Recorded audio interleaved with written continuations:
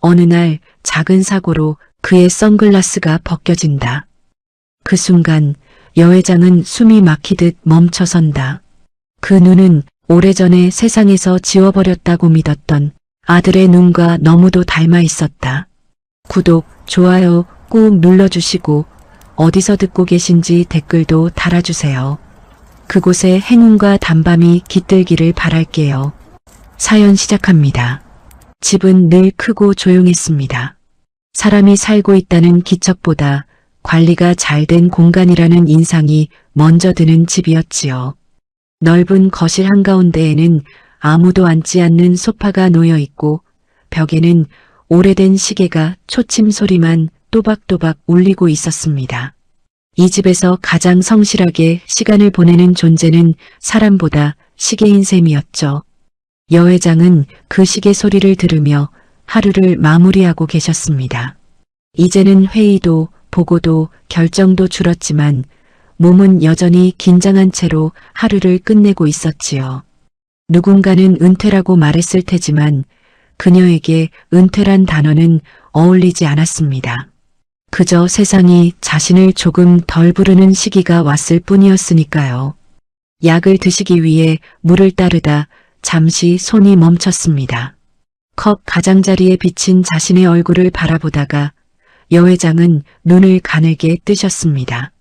언제 이렇게 주름이 깊어졌는지, 언제부터 머리칼이 이렇게 휘어졌는지 정확한 시점은 기억나지 않았습니다. 다만 어느 순간부터 거울 속 얼굴이 낯설게 느껴졌다는 사실만은 분명했지요. 이상하네. 말은 입 밖으로 나오지 않았습니다. 그저 마음속으로만 흘러갔을 뿐입니다. 자신이 낯설다는 감각은 생각보다 오래된 것이었으니까요. 이 집에는 오래전부터 사람들이 오갔습니다. 비서, 운전기사, 간병인, 경호원. 그러나 그 누구도 이 집에 머물렀다고 말하기는 어려웠습니다. 모두 역할만 남기고 떠났고 사람의 온기는 남지 않았습니다. 여회장은 혼자 사는 것에 익숙하다고 생각해 오셨습니다. 아니, 익숙해졌다고 믿고 계셨지요. 사실은 익숙해진 것이 아니라 견뎌온 것이었음에도 말입니다. 최근 들어 몸이 자주 불편해졌습니다. 작은 어지럼증, 가끔 멈칫하는 발걸음, 이유 없이 가슴이 조여오는 순간들. 의사는 조심스럽게 말을 건넸고 비서실에서는 경호 강화를 권했습니다. 그리고 그 결과 새로운 사람이 이 집에 들어오게 되었습니다. 그날도 여회장은 큰 기대 없이 현관 쪽을 바라보고 계셨습니다. 또 하나의 얼굴, 또 하나의 직업적인 인사, 또 하나의 계약. 늘 그래왔듯이 말이지요. 현관문이 열리는 소리는 크지 않았습니다. 조심스러운 손길로 문을 여는 소리였고 신발을 벗는 동작도 소리가 나지 않도록 계산된 움직임이었습니다. 이 집에 들어오는 사람들은 대부분 긴장합니다. 그러나 그날 들어온 사람의 긴장은 조금 다른 결이었습니다. 그는 고개를 깊게 숙여 인사를 했습니다. 목소리는 낮고 단정했으며 필요 이상의 말은 하지 않았습니다. 오늘부터 경호를 맡게 되었습니다. 짧은 말이었지만 어딘가 묘하게 안정된 울림이 있었습니다. 여회장은 그 목소리를 들으며 설명할 수 없는 감각을 느끼셨습니다. 익숙하다기엔 애매했고 낯설다기엔 마음이 너무 빨리 가라앉았지요. 그는 선글라스를 쓰고 있었습니다. 실내임에도 벗지 않는 선글라스는 보통 불필요한 인상을 주기 마련인데 이상하게도 거슬리지 않았습니다. 마치 원래 그렇게 있어야 할 물건처럼 자연스러웠습니다. 여회장은 그를 위아래로 천천히 살펴보셨습니다. 체격, 자세, 손의 위치, 시선 처리, 모든 것이 과하지 않았고 정확했습니다. 오래도록 사람을 써온 사람의 눈에는 그런 것들이 먼저 들어오지요. 필요한 일만 하시면 됩니다. 그 말에는 거리감이 담겨 있었습니다. 너무 가까이 오지 말라는 뜻이었고 감정은 필요 없다는 선언이기도 했습니다. 그는 고개를 한 번 더 숙이며 짧게 대답했습니다. 알겠습니다. 그뿐이었습니다. 변명도 덧붙임도 없었지요. 여 회장은 그 짧은 대답이 오히려 마음에 걸렸습니다. 보통은 한마디쯤 더하기 마련인데 그는 정확히 필요한 만큼만 말했습니다. 그날 이후로 그는 늘 같은 자리에 있었습니다. 앞에 나서지 않았고 너무 멀리 떨어지지도 않았습니다. 말없이 문을 열어주고 말없이 거리를 유지했습니다. 마치 오래전부터 이 집의 구조를 알고 있었던 사람처럼 움직였지요. 여 회장은 어느 순간부터 그가 있는지 없는지를 굳이 확인하지 않게 되셨습니다. 있을 거라는 확신이 먼저 들었기 때문입니다. 그 확신이 어디서 비롯된 것인지는 스스로도 설명할 수 없었지만요. 밤이 깊어지자 거실의 조명이 하나둘 꺼졌습니다. 여 회장은 침실로 향하다가 문득 발걸음을 멈추셨습니다. 복도 끝에 서 있는 그의 실루엣이 눈에 들어왔기 때문입니다. 그는 아무 말 없이 그 자리에 서 있었습니다.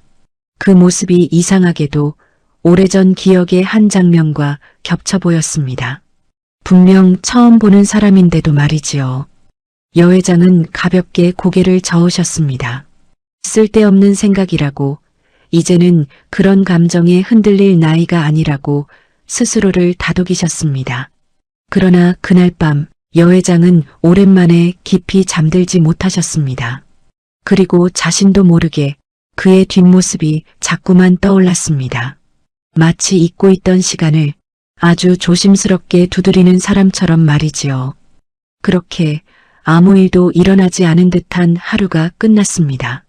하지만 이미 조용한 균열은 시작되고 있었던 셈이었죠. 아침은 늘 같은 방식으로 시작되었습니다.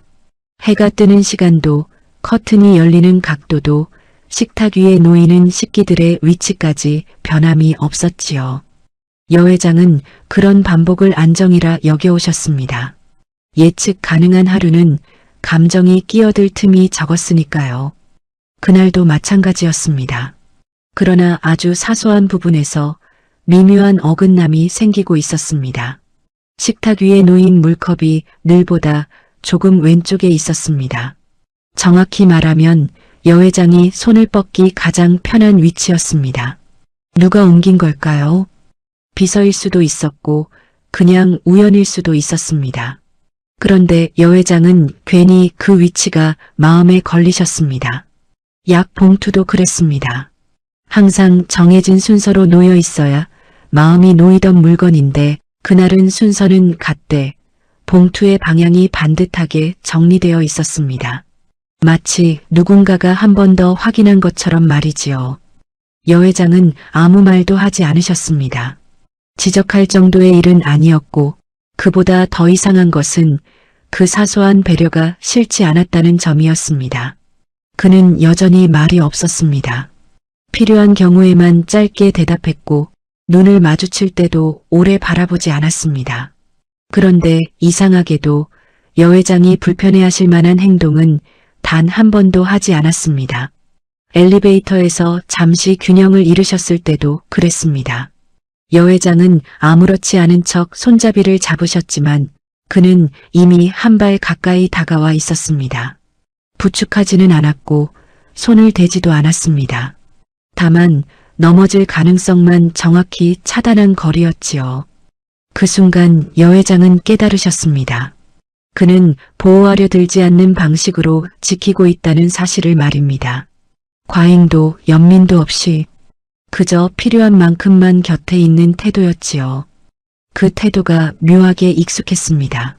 여 회장은 그날 오후 집안의 작은 서재에 들르셨습니다. 오래전부터 거의 쓰지 않던 공간이었고 그곳에는 정리되지 않은 서류들과 낡은 액자가 그대로 놓여 있었습니다.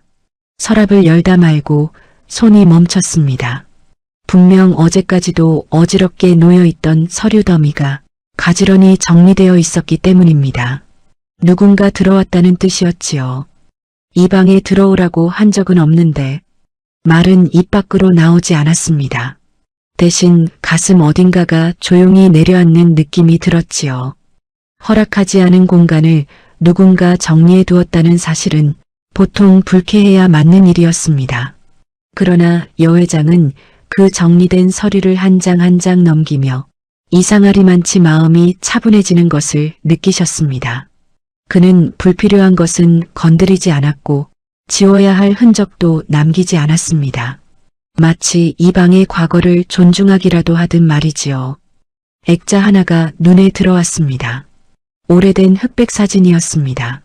젊은 시절의 자신과 흐릿하게 찍힌 작은 아이의 뒷모습.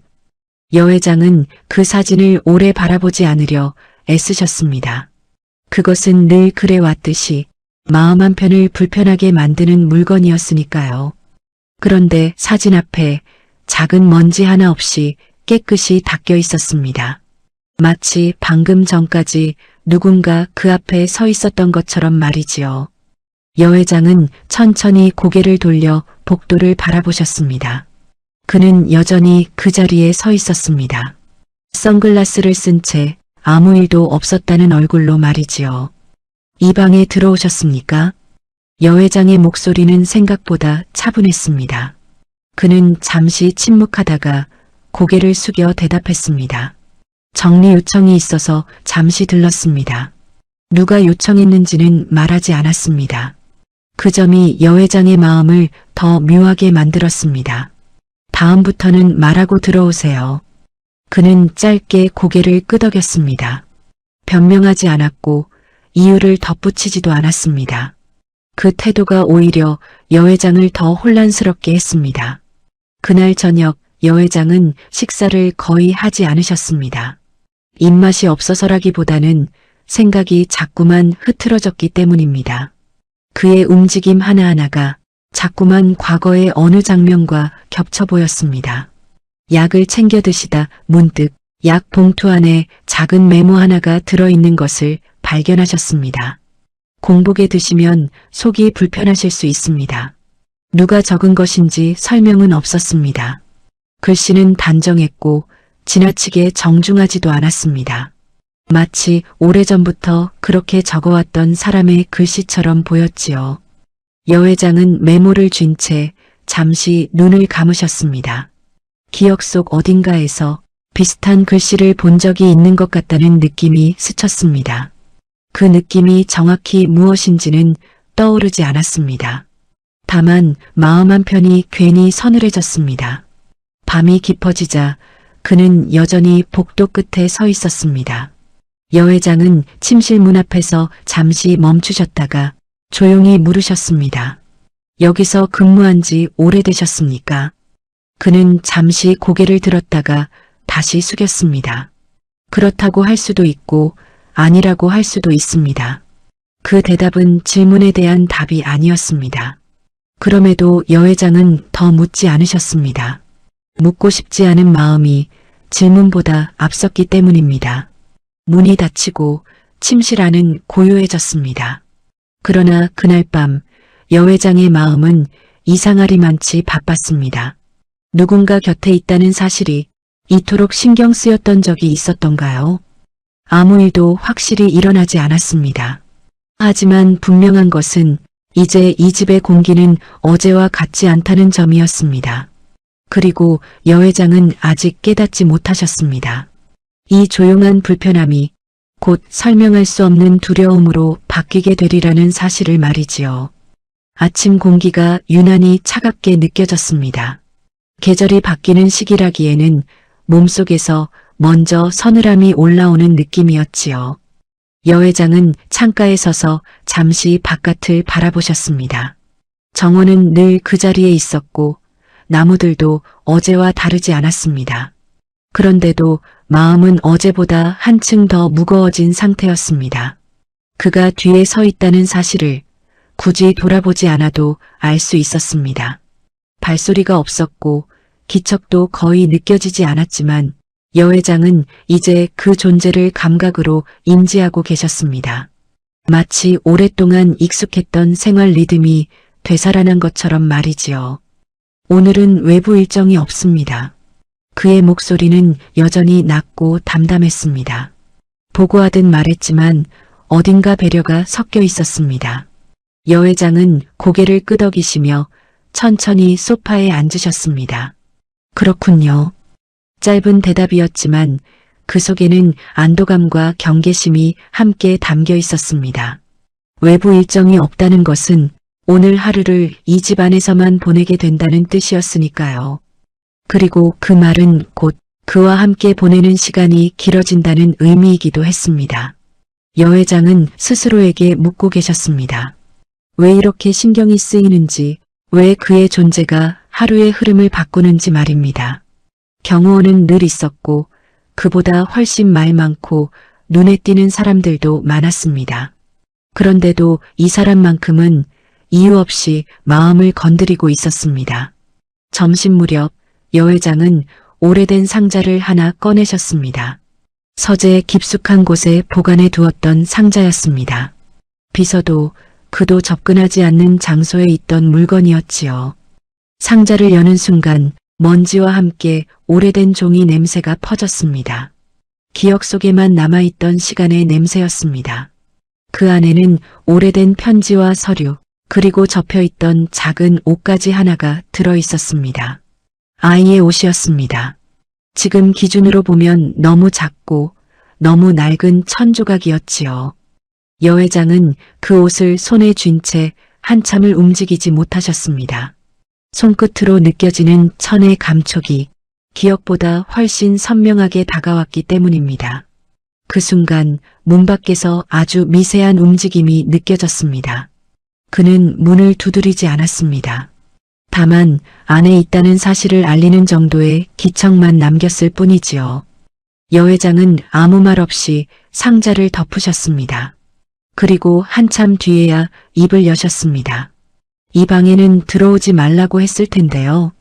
말투는 차분했지만 마음은 그렇지 않았습니다. 그는 잠시 침묵하다가 고개를 깊게 숙였습니다. 죄송합니다. 소리가 들려서 확인만 했습니다. 소리라는 말에 여 회장은 잠시 웃음이 날 뻔하셨습니다. 이 방에서 난 소리라면 그건 물건이 아니라 기억이었을 텐데 말이지요. 확인은 필요 없습니다. 그는 더 이상 다가오지 않았습니다. 선 하나를 정확히 지키는 태도였습니다. 그 태도가 여 회장을 더 혼란스럽게 했습니다. 보통 사람이라면 변명하거나 이유를 늘어놓았을 텐데 말입니다. 잠시 후 여 회장은 그를 다시 불렀습니다. 본인도 왜 그렇게 했는지는 알 수 없었습니다. 그저 묻지 않으면 안 될 것 같은 기분이 들었기 때문입니다. 이 집에서 근무하시기 전에는 어떤 일을 하셨습니까? 그는 잠시 고개를 들었습니다. 선글라스 너머의 시선이 여 회장을 향했지만 그 눈을 직접 볼 수는 없었습니다.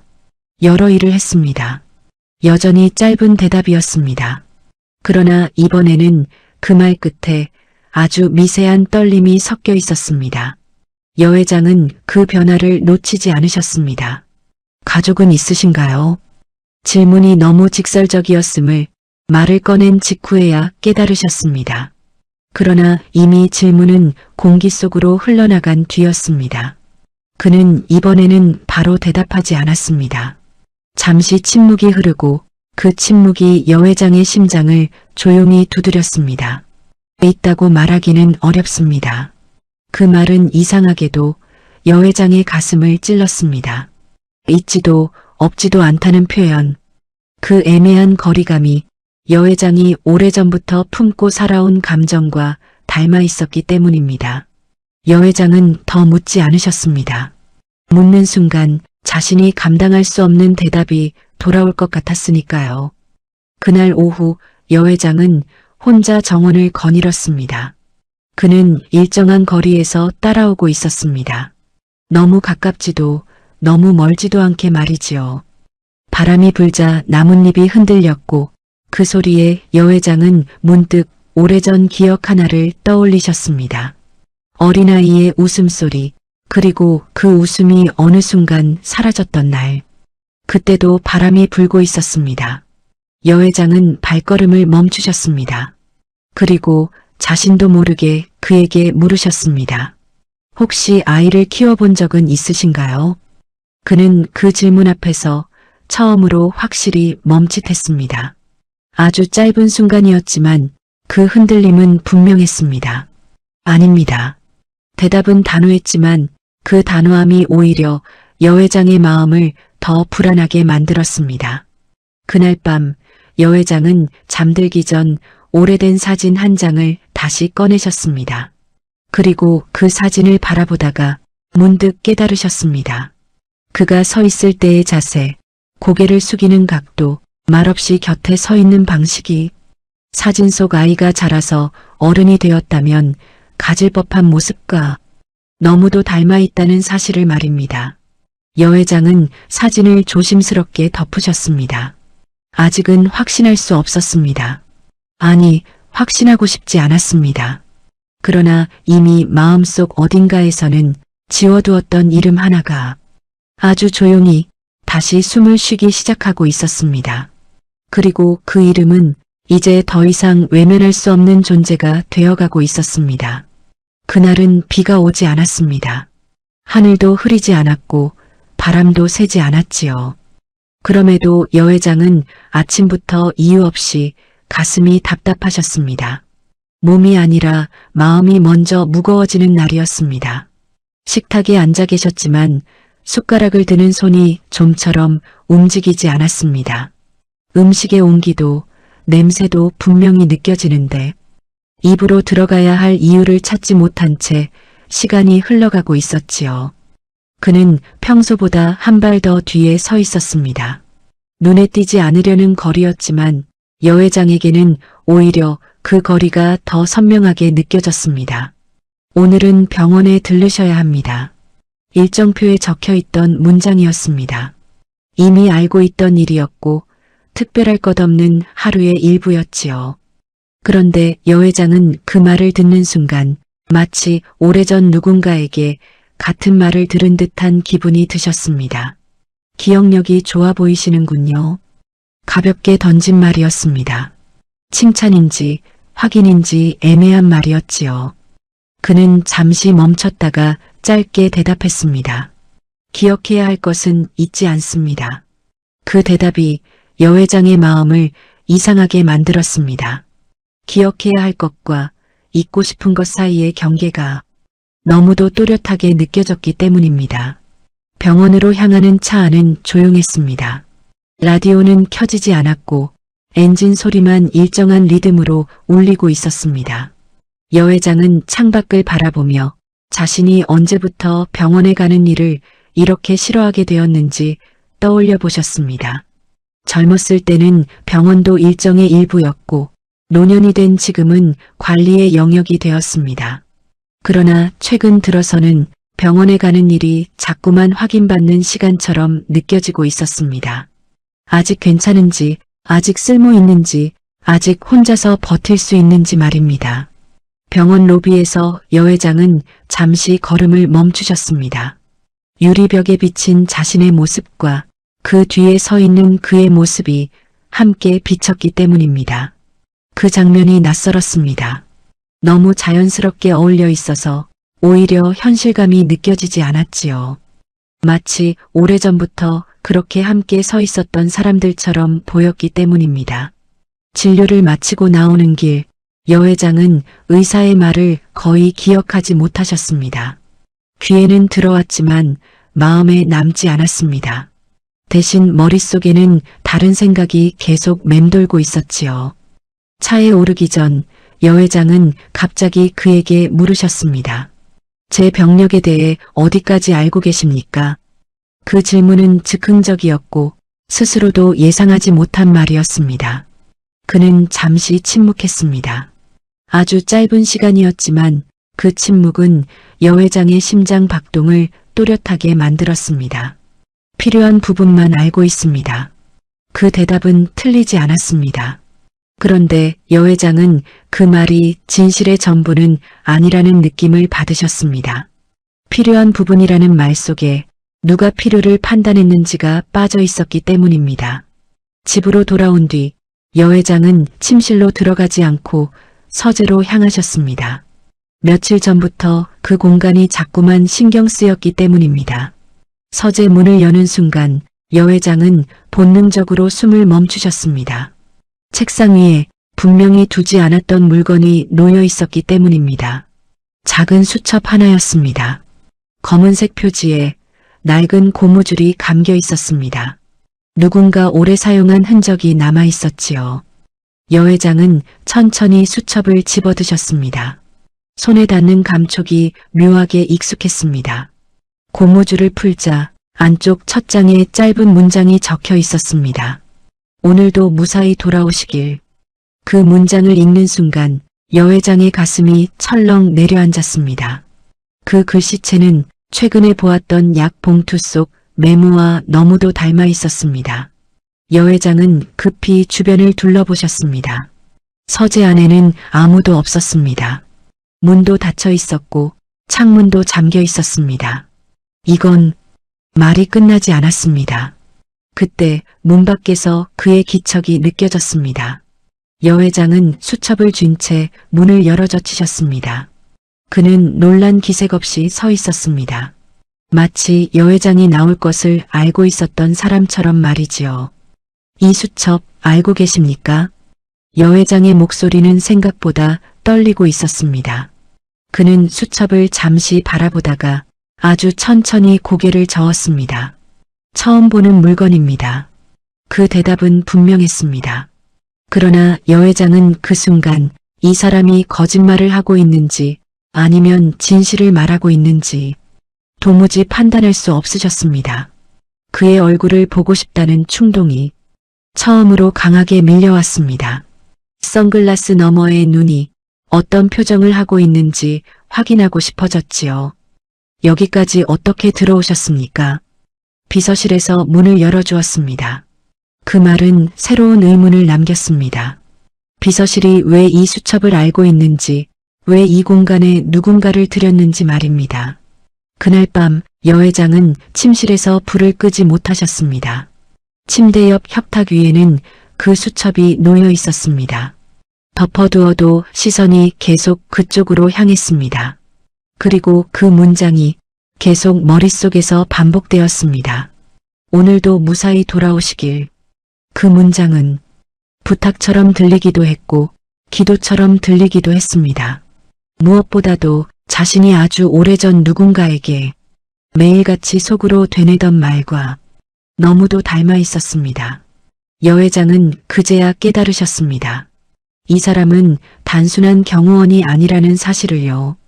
아직 정체는 알 수 없었지만 분명한 것은 하나였습니다. 이 집에 들어온 이후 그는 단 한 번도 우연처럼 행동한 적이 없다는 사실이었습니다. 그리고 그 깨달음은 여 회장의 잠을 완전히 앗아가 버렸습니다. 그날 이후로 여 회장은 그 수첩을 서랍에 넣어두지 않으셨습니다. 보이지 않게 치워두면 마음이 편해질 법도 했지만 오히려 눈에 보이는 곳에 두어야 안심이 되는 기분이 들었기 때문입니다. 침실 협탁 위 손을 뻗으면 닿는 자리에 그대로 놓여 있었습니다.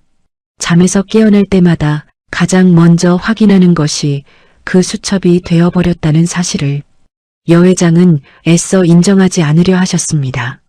단지 우연이라고, 잠시 신경이 쓰일 뿐이라고 스스로를 설득하고 계셨지요. 그러나 마음은 생각만큼 말을 듣지 않았습니다. 아침 식사를 마친 뒤 여 회장은 평소보다 오래 거실에 머무르셨습니다. 신문을 넘기는 속도도 느렸고 창밖을 바라보는 시간도 길어졌습니다. 마치 누군가의 시선을 기다리는 사람처럼 말이지요. 그는 그날도 같은 자리에 서 있었습니다. 같은 거리, 같은 자세, 같은 침묵, 그 모든 같음이 여 회장에게는 점점 더 불안 요소로 다가오고 있었습니다. 요즘 잠은 잘 주무십니까? 여 회장이 먼저 말을 꺼내셨습니다. 그 질문이 그를 향한 것인지 아니면 자신에게 던지는 말인지조차 분명하지 않았습니다. 필요한 만큼은 잡니다. 여전히 모호한 대답이었습니다. 필요한 만큼이라는 표현은 그가 자신의 상태를 감정이 아니라 기준으로 판단하고 있다는 뜻처럼 들렸습니다. 필요라는 건 누가 정합니까? 여 회장의 질문에는 웃음이 섞여 있었지만 그 웃음은 가볍지 않았습니다. 그는 잠시 고개를 숙였다가 조심스럽게 입을 열었습니다. 상황이 정해줍니다. 그 말에 여 회장은 아무 대답도 하지 않으셨습니다. 상황이라는 단어가 자신의 인생을 너무도 정확하게 요약하고 있다고 느끼셨기 때문입니다. 늘 상황에 맞춰 선택했고 늘 상황을 이유로 누군가를 밀어냈던 시간들이 한순간에 스쳐 지나갔습니다. 그날 오후 여 회장은 비서실을 불러 간단한 확인을 하셨습니다. 서재에 누가 들어왔는지, 최근 집안에서 처리된 정리 업무는 무엇이었는지 말입니다. 비서실의 대답은 깔끔했습니다. 정해진 일정 외에 특별한 일은 없었고 서재 정리는 요청받은 적이 없다고 했습니다. 그 말은 곧 그 수첩과 정리된 서류가 공식적인 절차를 거친 결과가 아니라는 뜻이었습니다. 여 회장은 전화를 끊은 뒤 한동안 아무 말 없이 앉아 계셨습니다.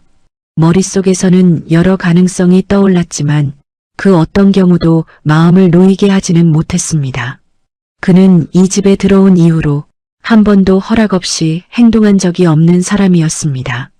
규칙을 어기는 대신 규칙의 경계선을 너무도 정확히 알고 있는 사람처럼 행동했지요. 그 사실이 오히려 더 두려웠습니다.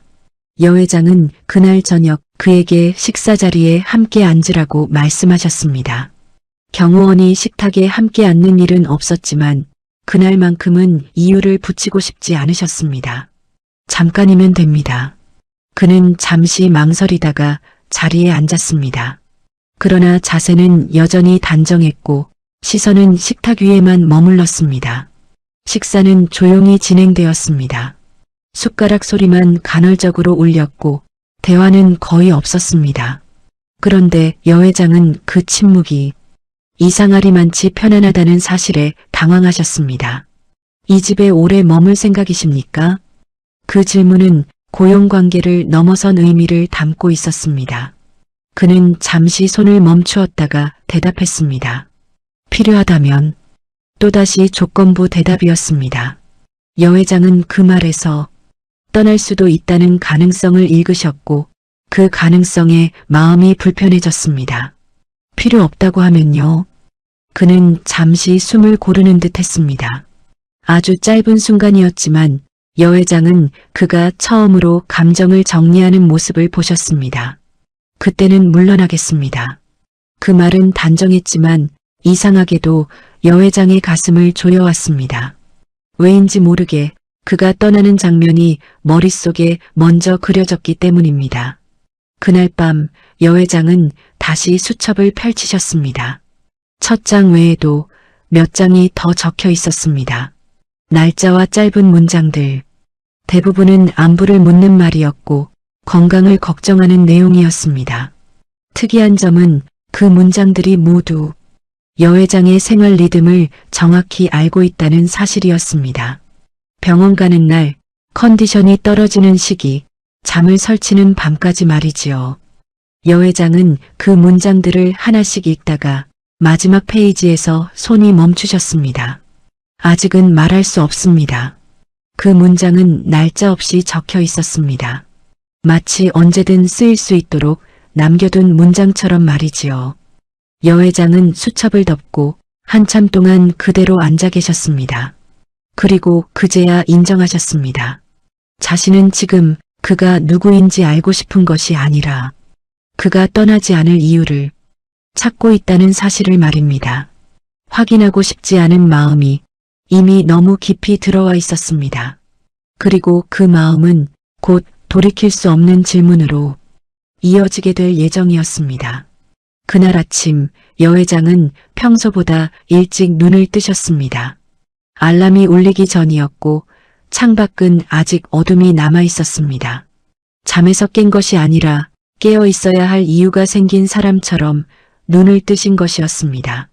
협탁 위의 수첩은 그대로 놓여 있었습니다. 어젯밤 분명 덮어두었는데 아침에 보니 고무줄이 풀려 있었습니다.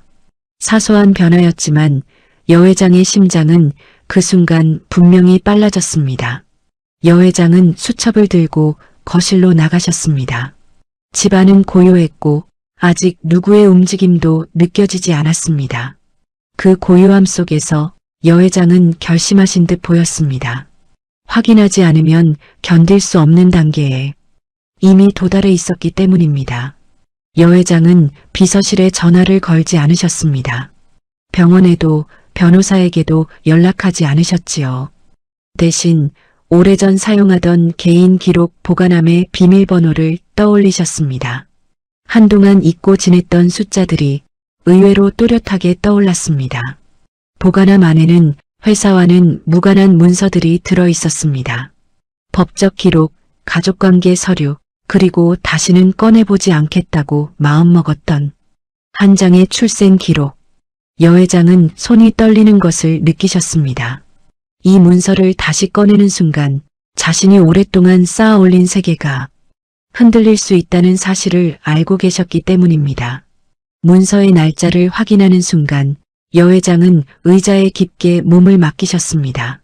수첩 속 기록들과 그 날짜가 정확히 겹쳐 있었기 때문입니다. 그 수첩에 적힌 첫 문장, 오늘도 무사히 돌아오시길. 그 문장이 처음 적힌 날짜는 여 회장이 병원에서 큰 수술을 받았던 날이었습니다. 그리고 그 수술 기록에는 보호자 서명이 남아 있었습니다. 여 회장은 그 서명을 한참 바라보셨습니다. 그 이름은 낯설었지만 필체는 익숙했습니다. 최근에 보았던 메모와 놀라울 만큼 닮아 있었지요. 그 순간 여 회장은 더 이상 부정할 수 없었습니다.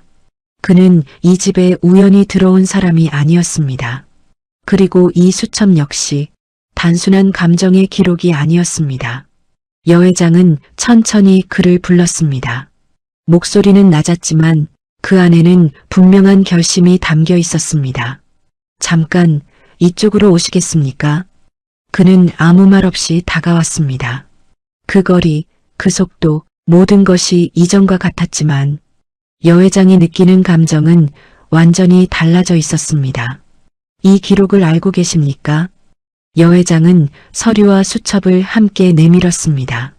그는 그 물건들을 보는 순간 아주 잠깐 고개를 떨구었습니다. 그 반응 하나만으로도 여 회장은 충분히 알 수 있었습니다. 대답하세요. 그의 침묵이 길어졌습니다. 그 침묵은 변명이 아니라 어디까지 말해야 할지를 계산하는 시간처럼 보였습니다. 제가 지켜본 기록입니다. 마침내 나온 대답은 여 회장이 예상했던 것보다도 무거웠습니다. 지켜본 기록이라는 표현은 그가 단순한 보호자가 아니었음을 의미하고 있었습니다. 왜입니까? 여 회장의 목소리는 흔들리지 않았습니다. 그러나 그 침착함은 감정을 억누른 결과였습니다. 그는 잠시 숨을 고른 뒤 천천히 선글라스에 손을 올렸습니다. 그 동작 하나에 여 회장의 시선이 고정되었습니다. 그리고 그가 선글라스를 벗는 순간 공기가 멈춘 듯 느껴졌습니다. 여 회장은 숨을 들이마시려 했지만 폐가 말을 듣지 않았습니다. 그 눈은 너무도 익숙한 눈이었기 때문입니다. 젊은 시절 자신을 바라보던 아이의 눈, 울음을 참고 있던 눈, 버려진 사실을 이해하지 못한 채 그저 바라보기만 하던 눈과 같았습니다. 너는 말이 끝나지 않았습니다. 그는 고개를 숙인 채 아무 대답도 하지 않았습니다. 그 침묵이 여 회장에게는 충분한 답이었습니다. 그 순간 지금까지 쌓아 올린 모든 의심과 부정이 한꺼번에 무너져 내렸습니다. 그는 경호원이 아니었습니다. 그리고 여 회장은 더 이상 그 사실을 외면할 수 없었습니다. 이제부터 이 이야기는 보호와 고용의 관계가 아니라 피할 수 없었던 과거와의 정면 충돌로 흘러가게 될 예정이었습니다. 그리고 여 회장은 알고 계셨습니다. 이 반전은 끝이 아니라 진짜 시작이라는 사실을 말이지요. 선글라스가 벗겨진 채로 그는 한동안 고개를 들지 않았습니다. 여 회장 역시 아무 말도 하지 않으셨습니다. 말을 꺼내는 순간 지금까지 붙잡고 있던 세계가 완전히 무너질 것 같았기 때문입니다. 거실의 공기는 무겁게 가라앉아 있었습니다. 시계 초침 소리만이 두 사람 사이의 침묵을 정확하게 쪼개고 있었지요. 그 소리는 평소보다 훨씬 크게 들렸고 마치 시간이 재촉하고 있는 것처럼 느껴졌습니다. 여 회장은 천천히 소파에 앉으셨습니다. 다리가 조금 떨렸지만 그 사실을 인정하고 싶지 않으셨습니다. 자신은 여전히 흔들리지 않는 사람이어야 했으니까요. 앉으세요. 그 말은 명령처럼 들렸지만 실은 붙잡고 싶은 마음에서 나온 말이었습니다. 그는 잠시 망설이다가 여 회장과 일정한 거리를 둔 채 의자에 앉았습니다. 그 거리가 지금 두 사람의 관계를 정확히 보여주고 있는 듯 했습니다. 언제부터입니까? 여 회장의 질문은 단순했습니다. 그러나 그 안에는 수십 년의 시간이 압축되어 있었습니다. 그는 바로 대답하지 못했습니다. 그 침묵은 죄책감에 가까웠습니다. 처음부터는 아닙니다. 그 말은 처음부터가 아니라는 사실을 오히려 더 무겁게 만들었습니다. 여 회장은 고개를 끄덕이셨습니다. 그럼 언제부터입니까? 이번에는 더 이상 피할 수 없다는 것을 그 역시 알고 있는 듯 했습니다. 확인된 이후부터입니다. 확인이라는 단어가 여 회장의 가슴을 세게 눌렀습니다. 확인된 이유라니요. 그렇다면 그 이전에는 확인되지 않은 상태로도 이미 곁에 있었다는 뜻이었습니다. 왜 말하지 않았습니까? 목소리는 차분했지만 여 회장의 손은 천천히 주먹을 쥐고 있었습니다. 그는 그 모습을 보았지만 아무 말도 하지 않았습니다. 말할 자격이 없다고 생각했습니다. 그 대답은 예상 밖이었습니다. 핑계도 변명도 아닌 말이었기 때문입니다. 여 회장은 그 말에 잠시 말을 잃으셨습니다. 자격이라. 그 단어를 되뇌는 순간 여 회장은 오래전 자신이 했던 말 하나를 떠올리셨습니다. 그때도 자격이라는 이유로 어떤 선택을 미뤘던 기억이었습니다. 그럼 지금은요? 여 회장의 시선이 그를 향했습니다. 이번에는 피하지 않았습니다. 선글라스를 벗은 눈으로 정면에서 여 회장을 바라보고 있었습니다. 지금도 완전히는 없습니다. 그 솔직함이 여 회장을 더 아프게 했습니다. 완전히 없다는 말이 아니라 완전히는 없다는 말이었기 때문입니다. 여 회장은 자리에서 일어나 천천히 창가로 걸어가셨습니다. 바깥 풍경은 평소와 같았지만 그 풍경이 더 이상 위로가 되지 않았습니다. 당신은 내가 어떤 사람인지 알고 있었습니까? 질문은 등을 돌린 채 나왔습니다. 그는 잠시 숨을 고른 뒤 대답했습니다. 알고 있었습니다. 그럼에도 불구하고 말이 이어지지 않았습니다. 여 회장은 그 다음 문장을 어떤 어미로 끝내야 할지 알 수 없었습니다. 분노로 끝내야 할지 후회로 끝내야 할지 말입니다. 그럼에도 불구하고 곁에 있었습니다. 그의 말은 조심스러웠지만 그 안에는 분명한 의지가 담겨 있었습니다. 여 회장은 그 의지를 가장 듣고 싶지 않은 방식으로 느끼고 계셨습니다. 그건 선택이 아니에요. 여 회장은 천천히 고개를 돌리셨습니다. 눈빛은 단단했지만 그 속에는 흔들림이 숨겨져 있었습니다. 그건 집착이고 미련이고 아직 끝내지 못한 감정일 뿐입니다. 그 말은 그를 향한 것이었지만 사실은 자신에게 하는 말이기도 했습니다. 그는 그 말을 부정하지 않았습니다. 맞습니다. 그 인정이 여 회장의 마음을 더 복잡하게 만들었습니다. 부정했다면 화를 낼 수 있었을 텐데 인정해버리니 화를 낼 자리를 잃어버린 셈이었죠. 그래서 떠날 겁니다. 그의 말에 여 회장의 심장이 순간 멎는 듯 했습니다. 떠난다는 말은 그녀가 준비하지 못한 선택이었습니다. 이제 더 이상 경호를 맡을 수 없습니다. 그 말은 논리적이었고 상식적인 결정이었습니다. 그러나 여 회장은 그 상식이 자신의 마음을 얼마나 무너뜨리는지 부정할 수 없으셨습니다. 그건 내가 결정할 일입니다. 여 회장의 목소리가 조금 높아졌습니다. 처음으로 감정이 표면으로 드러난 순간이었습니다. 아닙니다. 그는 단호했습니다. 그리고 그 단호함은 그가 여 회장의 아들이라는 사실을 가장 분명하게 증명하고 있었습니다. 그만큼은 제가 결정해야 합니다. 여 회장은 아무 말도 하지 못하셨습니다. 그의 말이 틀리지 않았기 때문입니다. 그동안 늘 결정해온 사람은 자신이었지만 이번만큼은 그렇지 않았습니다. 그날 밤 그는 자신의 짐을 정리했습니다. 아주 적은 짐이었고 마치 언제든 떠날 준비를 하고 있었던 사람처럼 보였습니다. 여 회장은 그 모습을 멀리서 지켜보셨습니다. 붙잡고 싶은 마음이 목까지 차올랐지만 입 밖으로 나오지 않았습니다. 아는 것과 받아들이는 것은 전혀 다른 일이었습니다. 그리고 여 회장은 그날 처음으로 자신이 아직도 무언가를 선택하지 못한 채 시간만 흘려보내고 있다는 사실을 뼈저리게 느끼고 계셨습니다.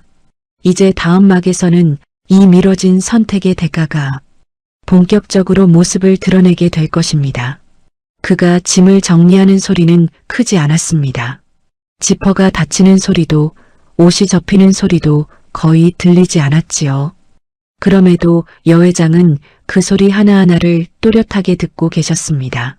마치 그 소리들이 이 집에서 그가 사라질 시간을 하나씩 세고 있는 것처럼 느껴졌기 때문입니다. 여 회장은 침실 문을 닫지 않으셨습니다. 문을 닫아버리면 그가 정말로 떠나버릴 것 같았기 때문입니다. 이유 없는 생각이라는 것을 알면서도 몸은 말을 듣지 않았습니다. 밤이 깊어지자 집안의 불은 하나둘 꺼졌습니다. 그러나 여 회장의 방만은 끝내 어두워지지 않았습니다. 불을 끄는 순간 자신이 그를 밀어내는 사람이 될 것 같았기 때문입니다. 가슴이 답답해졌습니다. 숨이 막히는 것은 아니었지만 숨을 쉬는 것이 익숙하지 않은 사람처럼 느껴졌습니다. 여 회장은 천천히 침대에서 일어나 거실로 나가셨습니다. 그는 현관 근처에 서 있었습니다. 짐은 이미 정리된 상태였고 겉옷까지 챙긴 모습이었습니다. 여 회장은 그 장면을 보는 순간 무언가가 안쪽에서 크게 부서지는 소리를 들으셨습니다. 지금 가시는 겁니까? 목소리는 생각보다 낮았고 그 안에는 명령도 질문도 아닌 단순한 확인만이 담겨 있었습니다. 그는 고개를 끄덕였습니다. 더 늦기 전에 가는 게 맞습니다. 맞다는 말이 여 회장의 가슴을 정면으로 때렸습니다. 평생 옳고 그름을 판단해 온 사람이었지만 지금 이 순간만큼은 무엇이 맞는지 도무지 알 수 없었습니다. 그럼 나는 어떻게 해야 합니까? 그 질문은 회장이 아니라 한 사람의 노인이 내뱉은 말이었습니다. 그는 그 질문 앞에서 처음으로 고개를 숙이지 못했습니다. 그건 제가 답할 수 없는 문제입니다. 그 말은 정직했지만 여 회장의 감정을 배려하지는 못했습니다. 여 회장은 그 자리에 그대로 서 계셨습니다. 발이 바닥에 붙은 것처럼 움직이지 않았습니다. 당신은 늘 그렇게 말했겠지요. 여 회장의 목소리에 조금씩 흔들림이 섞이기 시작했습니다.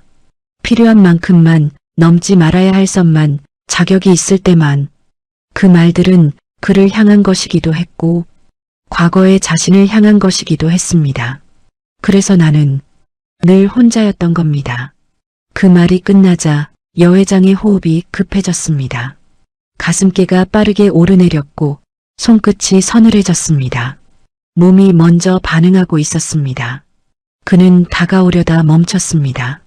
이전 같았으면 정확히 지켰을 거리였지만 이번에는 그 거리조차 여 회장에게는 견디기 힘들었습니다. 가까이 오지 마세요.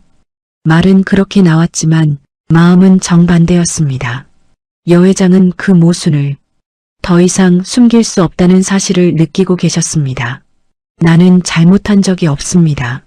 그 말은 갑작스러웠고 그 자신도 준비하지 못한 고백이었습니다. 그때 나는 최선을 다했습니다. 당신을 지키기 위해서도 나 자신을 지키기 위해서도. 그는 아무 말도 하지 않았습니다. 그 침묵이 여 회장의 말을 계속하게 만들었습니다. 하지만 왜 이렇게 남아있습니까? 왜 이렇게 지금에서야 나를 흔듭니까? 그 순간 여회장의 눈가가 뜨거워졌습니다. 울고 있다는 사실을 인정하는 데까지 그리 오랜 시간이 걸리지 않았습니다. 눈물이 흘렀지만 소리는 나지 않았습니다. 평생 울음을 삼키는데 익숙한 사람의 울음이었습니다. 그는 그제야 한 걸음 다가왔습니다. 손을 뻗지는 않았습니다. 그저 도망치지 않겠다는 거리만 남겼을 뿐입니다. 흔들려고 온 것이 아닙니다. 그의 목소리는 낮았고 처음으로 감정이 드러나 있었습니다. 확인하지 않으면 제가 무너질 것 같아서 왔습니다. 그 말에 여회장은 더 이상 버티지 못하셨습니다. 무릎에 힘이 풀리며 몸이 기울었습니다. 그는 즉시 부축했습니다. 이번에는 거리를 지키지 않았습니다. 그 손길은 조심스러웠고 그러나 분명했습니다. 여회장은 그의 팔에 기대어 잠시 눈을 감으셨습니다. 그 순간 오래전 잊었다고 믿었던 감각이 몸 전체로 퍼져나갔습니다. 안전하다는 느낌, 누군가에게 맡겨도 괜찮다는 감각. 그 사실이 여회장을 더 아프게 만들었습니다. 이제 와서 왜 이런 걸 알게 만드는 겁니까? 그의 대답은 없었습니다.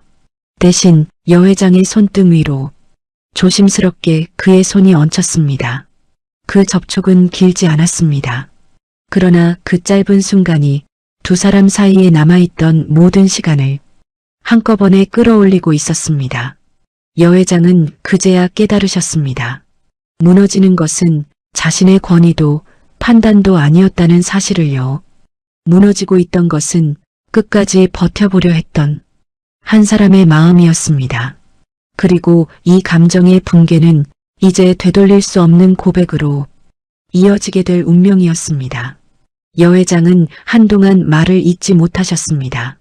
몸을 부축하던 그의 손길이 물러나고 거실에 다시 침묵이 내려앉자 마치 방금 전의 감정이 거짓말이었던 것처럼 느껴졌습니다.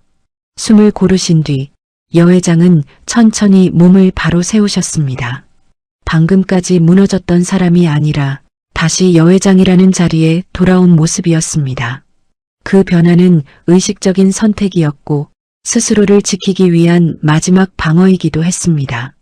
지금 정확히 말해보세요. 목소리는 낮았지만 단단했습니다. 더는 감정으로 흐르지 않겠다는 선언처럼 들렸습니다. 당신은 내 아들입니까? 아닙니까?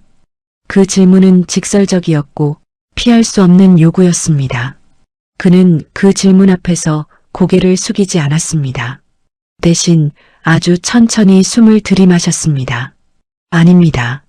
그 한마디가 여회장의 심장을 정면으로 내려쳤습니다. 방금 전까지 붙잡고 있던 모든 감각이 한순간에 허공으로 흩어지는 느낌이었습니다. 그럼 지금까지의 모든 행동은 무엇이었습니까? 분노가 아니라 배신감이 먼저 올라왔습니다. 믿었다는 사실보다 믿게 만들었다는 점이 더 아팠기 때문입니다. 그는 시선을 피하지 않았습니다. 이제는 숨길 이유가 없다는 얼굴이었습니다. 저는 그분의 아들이 아닙니다. 그분이라는 표현이 여회장의 가슴을 더 깊이 찔렀습니다. 이미 한 번 거리를 둔 호칭이었기 때문입니다. 그 아이는 살아있습니다.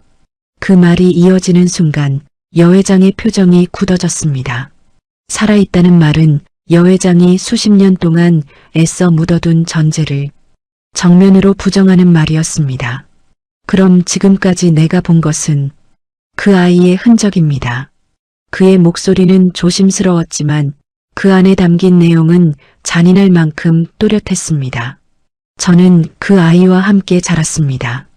그 말은 여회장의 기억을 다른 방향으로 끌고 갔습니다. 아들이 아니라면 왜 이렇게까지 자신을 알고 있었는지, 왜 자신을 지켜보듯 곁에 있었는지 설명하십시오. 여회장의 말은 짧았지만 명령이었습니다. 그 아이는 당신이 떠난 뒤에도 당신을 원망하지 않았습니다. 그 말에 여회장은 피식 웃음을 흘리셨습니다. 원망하지 않았다는 말이 이상하리만치 모욕적으로 들렸기 때문입니다. 그 아이는 늘 말했습니다. 어른들은 사정이 있고 어머니도 그럴 수 있었을 거라고요. 그 어머니라는 단어가 여 회장의 귓가에서 울렸습니다. 그녀는 그 호칭을 스스로에게 허락한 적이 없었습니다. 그 아이는 당신을 찾지 않았습니다. 대신 당신이 잘 살고 있는지 확인하려 했습니다.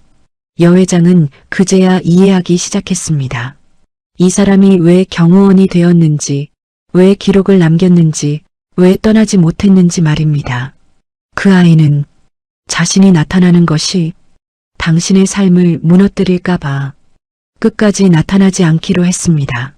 그 말은 여 회장의 분노를 정면으로 자극했습니다.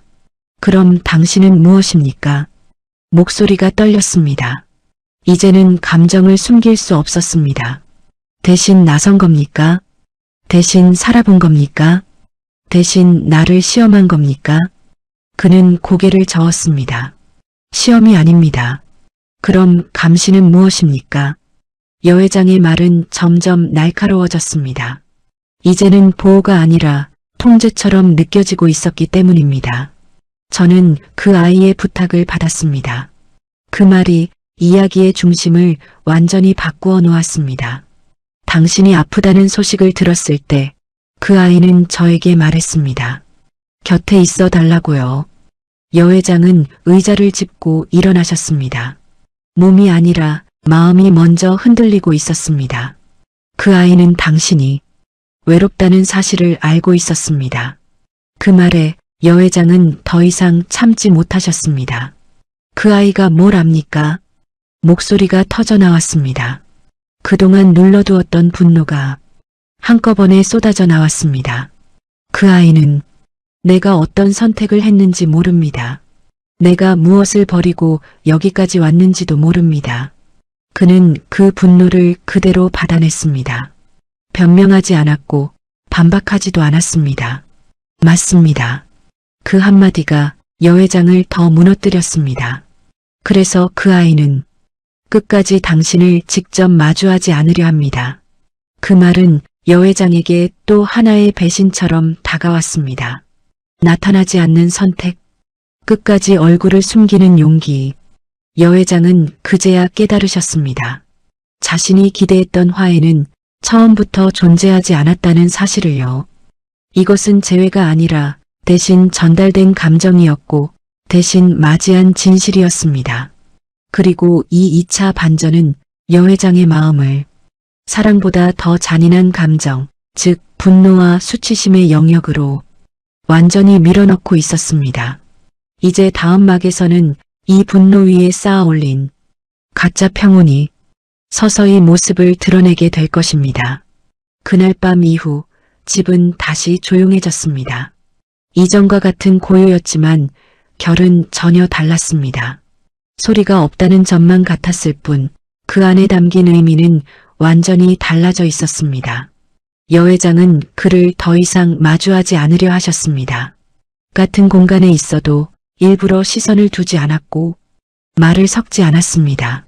그 선택은 감정적인 회피라기보다 스스로를 정리하기 위한 태도처럼 보였습니다. 그 역시 더 다가오지 않았습니다. 필요한 말만 했고 필요한 거리만 유지했습니다. 마치 다시 경호원의 자리로 정확히 돌아가려는 사람처럼 행동했지요. 며칠이 그렇게 흘렀습니다. 여 회장은 일정대로 움직이셨고 병원도 다녀오셨으며 오래 미뤄두었던 회의에도 얼굴을 비추셨습니다.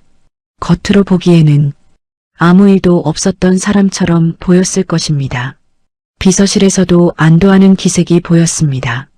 집안의 분위기가 다시 안정되었다고, 여 회장이 예전의 모습으로 돌아온 것 같다고 조심스럽게 말하는 사람도 있었습니다. 여 회장은 그 말에 고개를 끄덕이셨습니다. 맞는 말이었으니까요. 다시 돌아온 것은 사실이었습니다. 그러나 그 돌아옴이 어디까지인지에 대해서는 아무도 알지 못했습니다. 그날 오후 여 회장은 혼자 서재에 계셨습니다. 문을 닫고 불필요한 물건들을 치운 채 책상 앞에 앉아 계셨습니다. 정리된 공간은 마음을 안정시키는데 도움이 되곤 했습니다. 여 회장은 서류 하나를 꺼내 천천히 읽기 시작하셨습니다. 회사와 관련된 문서였습니다. 결정해야 할 사안, 승인해야 할 계약, 익숙한 일들이었습니다. 그러나 문장을 읽고 있음에도 의미는 제대로 들어오지 않았습니다. 머릿속 어딘가에서 계속 다른 생각이 맴돌고 있었기 때문입니다. 그 아이는 나타나지 않으려 합니다. 그 말이 자꾸만 떠올랐습니다. 분노는 어느새 가라앉았지만 그 자리에 남은 감정은 허탈함과 공허함이었습니다. 여 회장은 그 감정을 이제는 다루는 방법을 알고 계셨습니다. 평생을 그렇게 살아오셨으니까요. 느끼지 않는 척, 정리된 척, 괜찮은 척. 그날 저녁 여 회장은 그를 불렀습니다. 그 결정은 충동이 아니었습니다. 오히려 며칠 동안 차분히 생각한 끝에 내린 판단이었습니다. 경호는 계속 맡아주십시오. 그 말은 단정했습니다. 감정이 개입될 여지가 없는 말투였습니다. 그는 잠시 놀란 듯 했지만 곧 고개를 숙였습니다. 알겠습니다. 짧은 대답이었습니다. 그 안에는 안도도 기쁨도 없었습니다. 그저 받아들이겠다는 뜻만 담겨 있었습니다. 이 일은 여기까지입니다. 여 회장은 말을 이어가셨습니다. 과거 이야기는 더 이상 하지 않겠습니다. 당신도 그 아이 이야기는 꺼내지 마세요. 그는 잠시 망설이다가 대답했습니다. 그렇게 하겠습니다. 그 순간 여 회장은 마음속으로 작은 숨을 내쉬셨습니다. 이제는 끝났다고, 이제는 정리되었다고 스스로에게 말하고 계셨습니다. 그날 밤 여 회장은 오랜만에 깊이 잠드셨습니다. 꿈도 꾸지 않았고 중간에 깨지도 않으셨습니다. 몸은 분명 휴식을 취하고 있었습니다. 아침이 되었을 때 여 회장은 스스로를 점검하셨습니다. 괜찮은지, 버틸 수 있는지, 다시 예전처럼 살 수 있는지 말입니다. 그리고 스스로에게 긍정적인 답을 내리셨습니다. 괜찮다. 이 정도면 충분하다. 그러나 그 판단은 아주 중요한 사실 하나를 의도적으로 지나치고 있었습니다. 그날 오후 여 회장은 서재 서랍을 열다 익숙한 물건을 발견하셨습니다. 그 수첩이었습니다. 분명 며칠 전 다시 보지 않겠다고 마음먹고 서랍 깊숙이 넣어두었던 물건이었습니다. 그런데 이번에는 서랍 가장 위에 놓여 있었습니다. 고무줄은 풀려 있었고 마지막 장이 접혀 있었습니다. 여 회장은 한동안 그 수첩을 바라보기만 하셨습니다. 그리고 천천히 마지막 장을 펼치셨습니다. 거기에는 새로운 문장이 적혀 있었습니다. 오늘은 마지막일지도 모릅니다. 그 문장을 읽는 순간 여 회장의 심장이 아주 천천히 내려앉았습니다. 괜찮아진 줄 알았던 마음이 사실은 아무것도 정리되지 않았다는 사실을 그제야 깨달으셨기 때문입니다. 이 평온은 회복이 아니라 폭풍 전의 정적이었습니다. 그리고 여 회장은 아직 모르고 계셨습니다. 이 수첩이 남긴 마지막 문장이 이야기의 방향을 완전히 뒤집어 놓게 될 것이라는 사실을 말이지요. 여 회장은 수첩을 덮지 못하셨습니다. 마지막 장에 적힌 문장이 종이 위에 남은 글자가 아니라 공기 속에 떠있는 경고처럼 느껴졌기 때문입니다. 오늘은 마지막일지도 모릅니다. 그 문장은 단정하지도 절박하지도 않았습니다. 오히려 담담했습니다. 그래서 더 무서웠습니다. 각오를 마친 사람의 문장처럼 보였기 때문입니다. 여 회장은 자리에서 일어나 집안을 천천히 둘러보셨습니다. 익숙한 가구, 오래된 그림, 변하지 않은 구조, 그 모든 것이 이제는 다른 의미로 다가오고 있었습니다. 이 집은 보호의 공간이 아니라 지켜보기 위한 공간이었고 머무는 장소가 아니라 떠나기 전까지의 장소였을지도 모른다는 생각이 들었기 때문입니다. 여 회장은 처음으로 그가 이 집에 들어온 날을 다시 떠올리셨습니다. 조용했던 인사, 과하지 않았던 태도, 묘하게 준비된 듯한 움직임들, 그 모든 것이 즉흥이 아니라 계획이었다는 사실이 이제야 또렷하게 드러나고 있었습니다. 여 회장은 그의 방으로 향하셨습니다. 그에게 배정된 방은 늘 정리되어 있었고 불필요한 물건이 거의 없었습니다. 머물다 갈 사람의 방처럼 말이지요. 문을 열었을 때 방 안은 비어 있었습니다. 침대 위에는 아무것도 놓여 있지 않았고 옷장도 거의 텅 비어 있었습니다. 짐은 이미 정리된 상태였습니다. 여 회장의 손이 떨렸습니다. 이제야 이해가 되었기 때문입니다.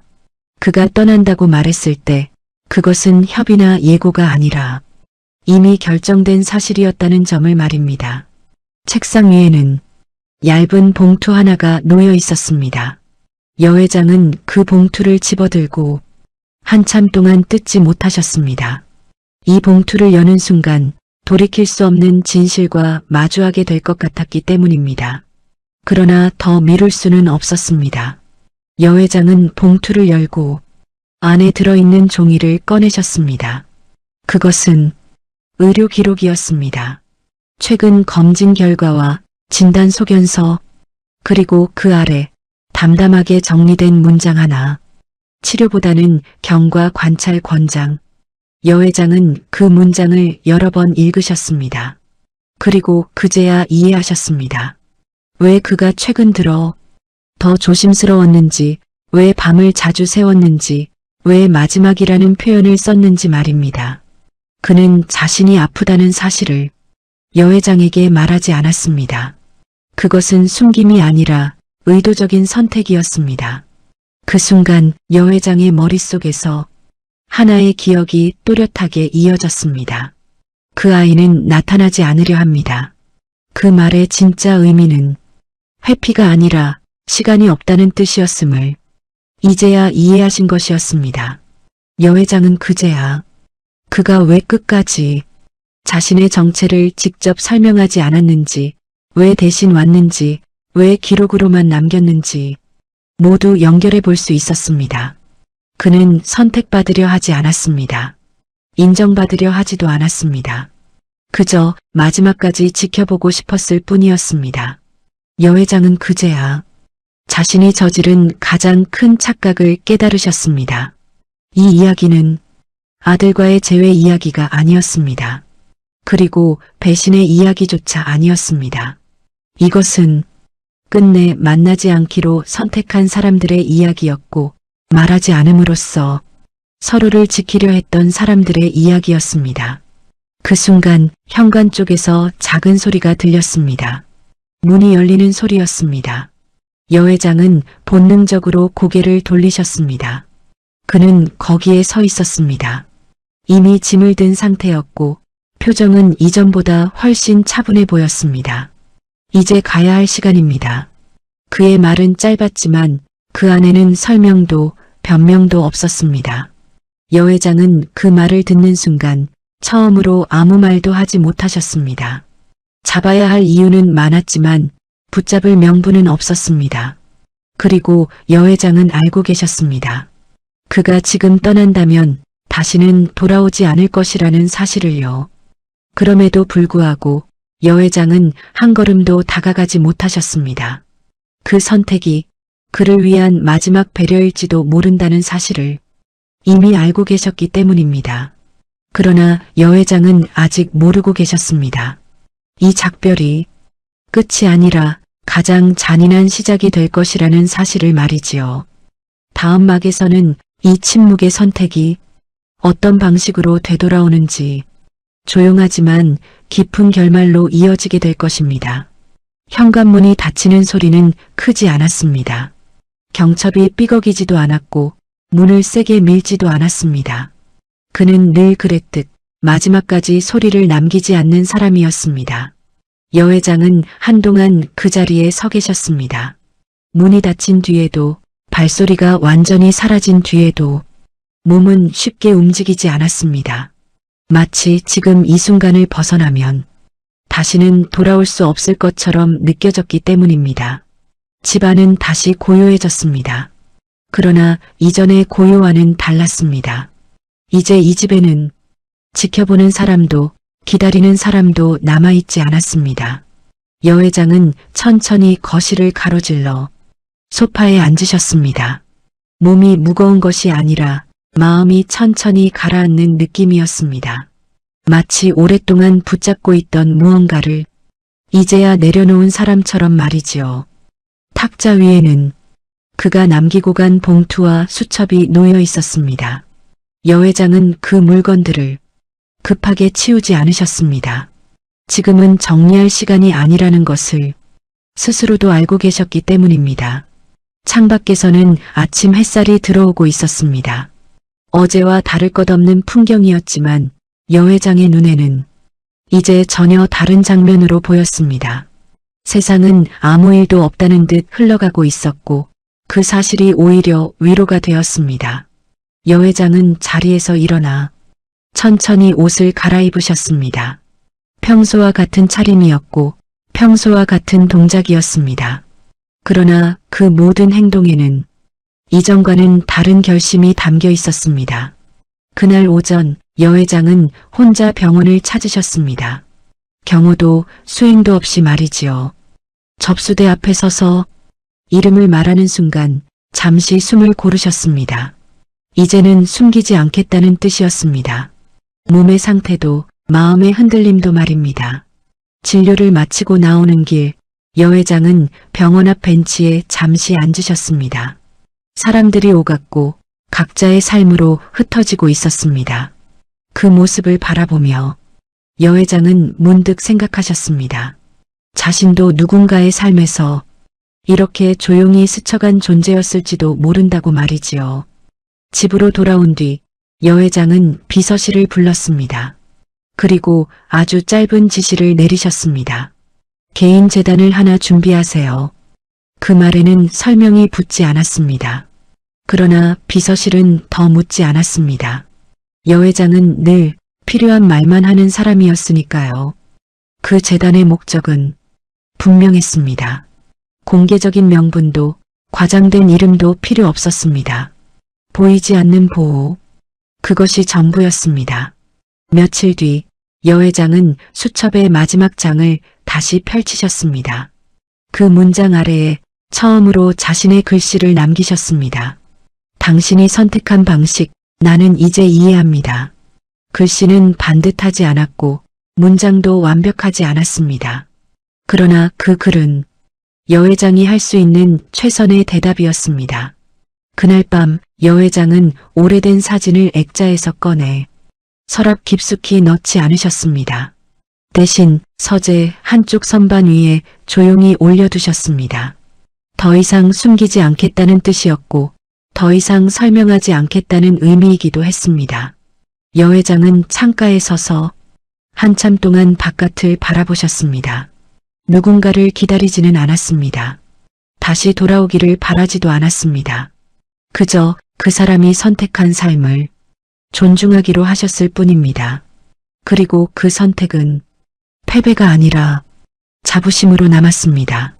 붙잡지 않았기에, 강요하지 않았기에 끝까지 자신의 방식으로 존엄을 지켜냈다는 자부심 말입니다. 여 회장은 천천히 불을 끄셨습니다. 집안은 다시 어두워졌지만 이번에는 그 어둠이 두렵지 않았습니다. 이야기는 여기서 끝나지만 삶은 계속되고 있었습니다. 조용히, 아무도 모르게, 그러나 분명히 말이지요. 이 이야기가 가슴에 남는다면 구독, 좋아요, 알림 설정 꾹 눌러주세요. 누군가의 인생이 당신의 이야기일 수 있습니다.